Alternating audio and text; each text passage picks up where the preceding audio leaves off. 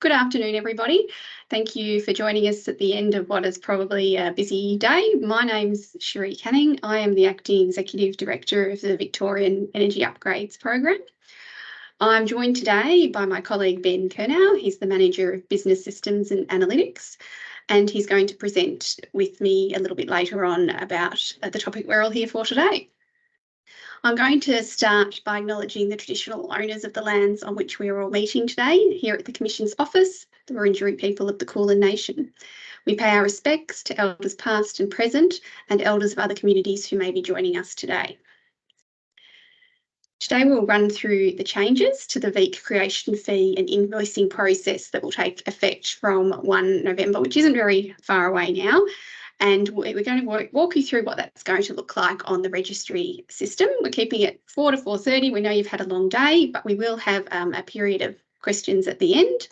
We're going to highlight the cycle of invoice generation for each week and highlight the time available to withdraw external duplicates so as not to incur a fee, which I think is of interest to some of you as well.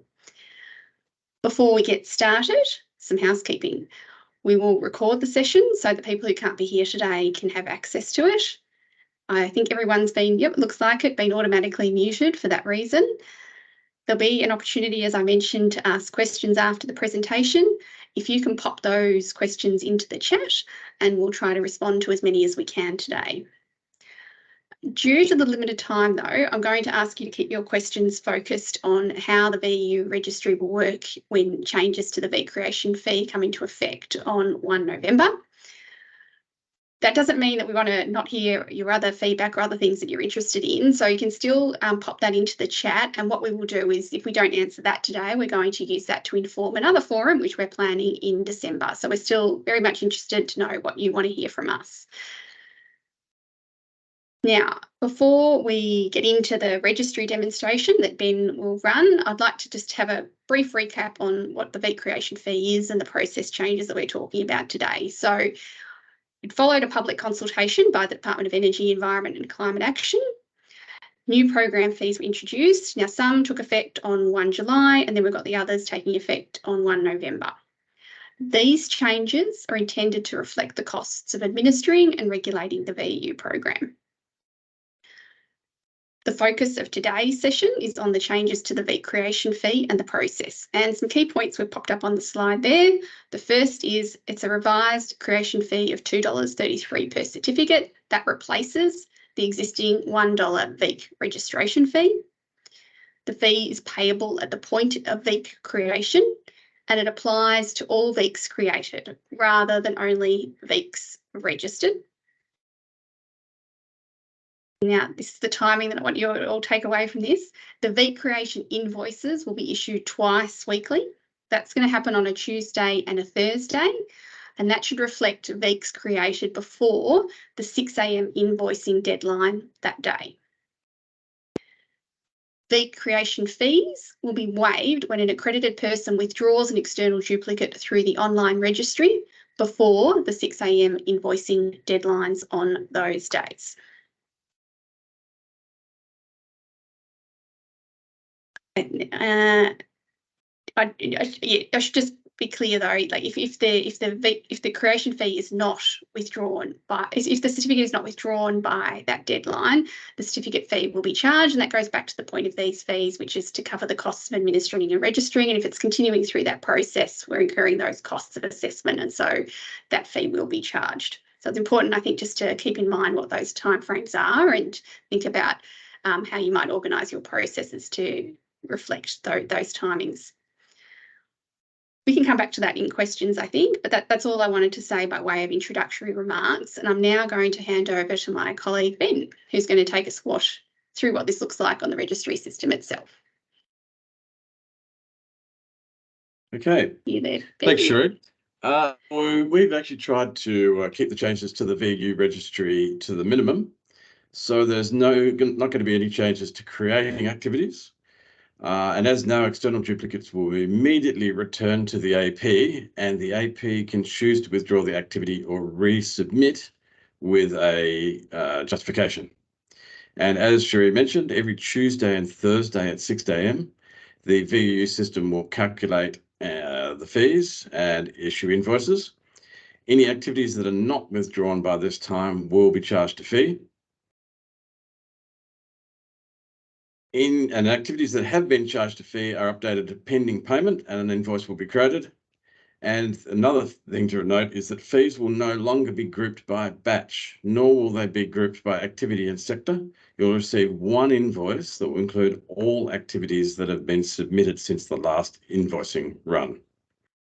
And once we've received payment, registry will follow their normal batch assessment and validation routine. And once a batch is assessed and approved, VEECs will be registered. So from the 1st of November, the VEEC fee will be charged prior to batching rather than prior to registration as it is at the moment. So it'll be from that first yellow spot, not the yellow spot at the right. So we've made some changes to the VEU registry to allow you to reconcile all of the fees. We've added an extra page and you can access it from a new item that will be at the bottom of the left-hand side menu. And when you click on that link, it will display all the VEEC fees that have been generated for your account. Any new fees will show as pending invoice when they're first created, and then pending payment. So pending invoice, you can see in the very first fee at the top of the page. When the invoice has been issued, you will receive an email, as you do at the moment, and the status will update to pending payment. Once we've received payment, the status will update to paid. And at that point, the activities will be go to a status of pending assessment, and then will be batched and processed. And then if you want to see the actual activities that are linked to each fee, you can click on the fee ID on the previous page and it will take you through to this page. So click on the fee ID there, and it'll take you through to this page, and this will list all of the VEEC the activity IDs linked to that fee. And as you can see here, if a withdrawn request has come through for an activity, no fee will be charged, and that will be clearly displayed there, like it is on the second activity here, that the fees are to be withdrawn and that there is no fee due for that activity. And if you need to, you'll be able to export activities from that page if you want to reconcile with your systems. We're also going to update all of the other pages that have activities on them to display the fee ID and the fee as shown here for the created activities page. And we'll also update the actual activity record as well to display the fee and the fee ID. We actually haven't done that yet, as you can see in the bottom page, but we will do that before we go live.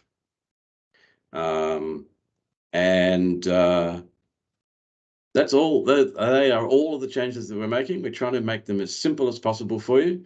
So I'll now hand back to Cherie. Thanks, Ben. All right, so I'm going to hand over to you if anyone's got any questions on how this works. Otherwise, it'll be very short and sweet. I know you've all had a long day, but now is your chance to ask anything that you want to ask. So please pop in the chat if there is anything. Or otherwise, I'll take it as well understood. Or maybe it's just one of those cases where as people work through the system, questions will arise and we'll hopefully be able to facilitate those questions easily. But if you've got anything now, please pop it in the chat.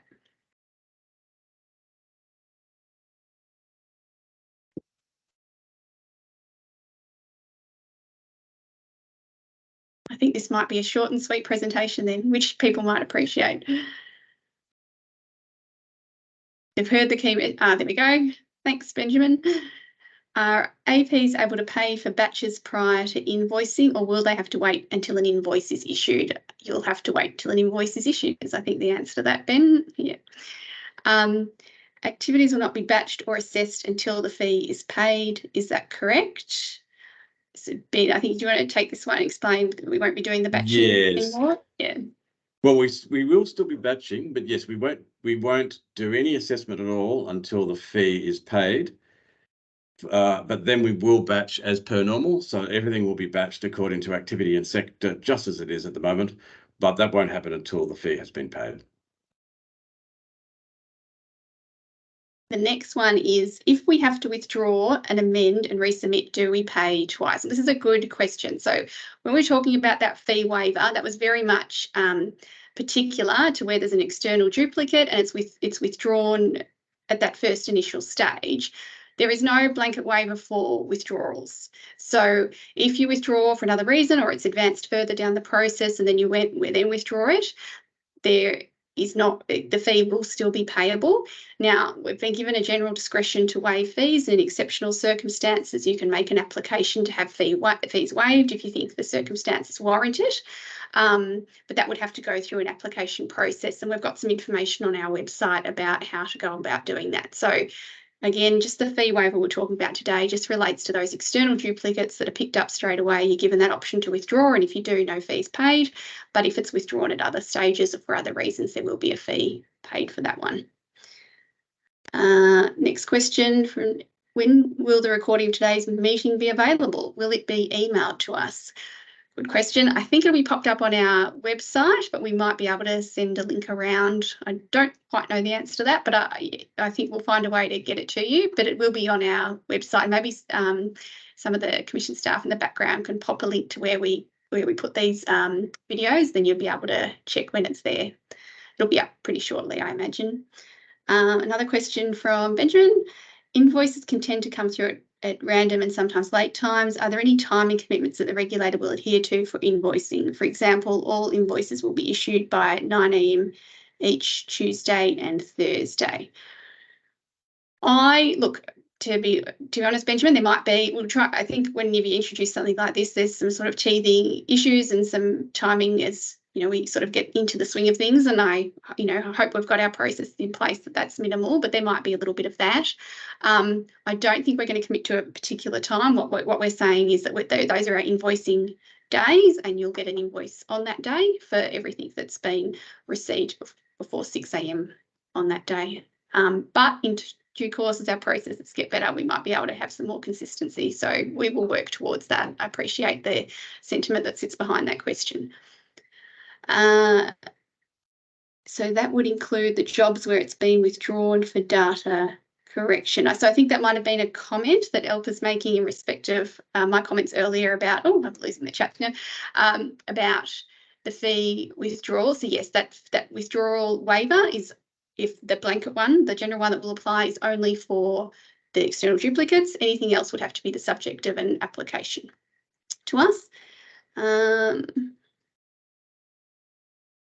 So I've got a question from Peter. Will the fee be waived if the request to withdraw or resubmit the activity comes from the VU staff?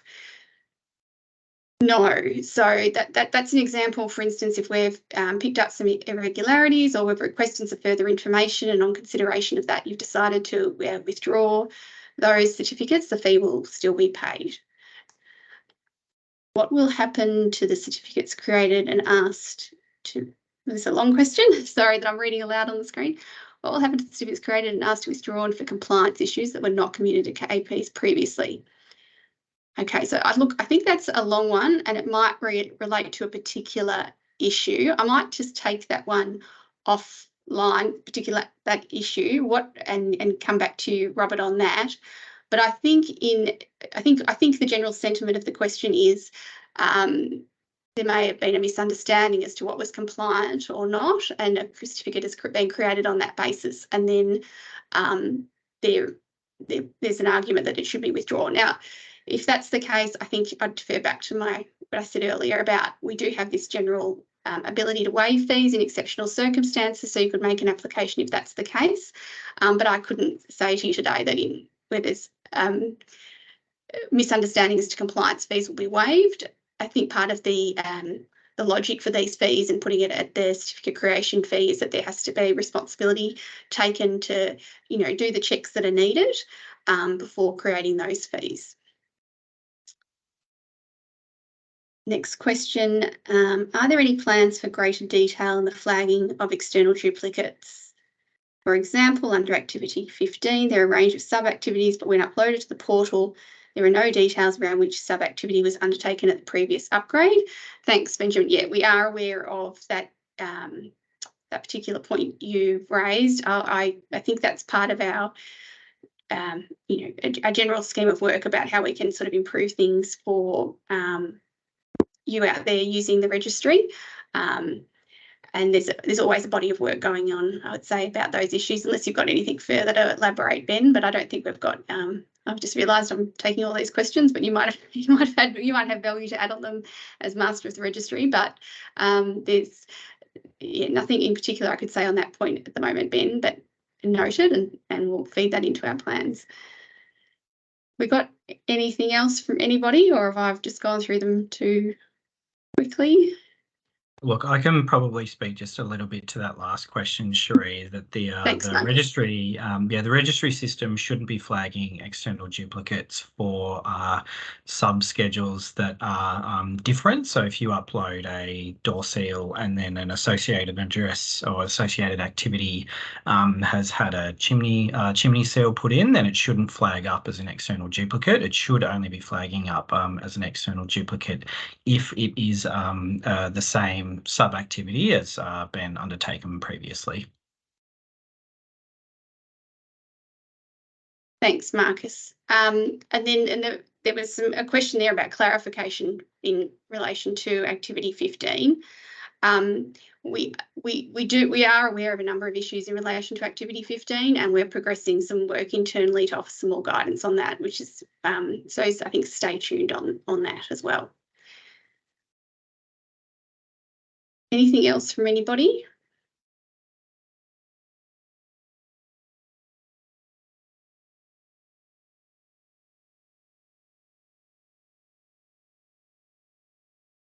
All right. I can't see anything else popping up.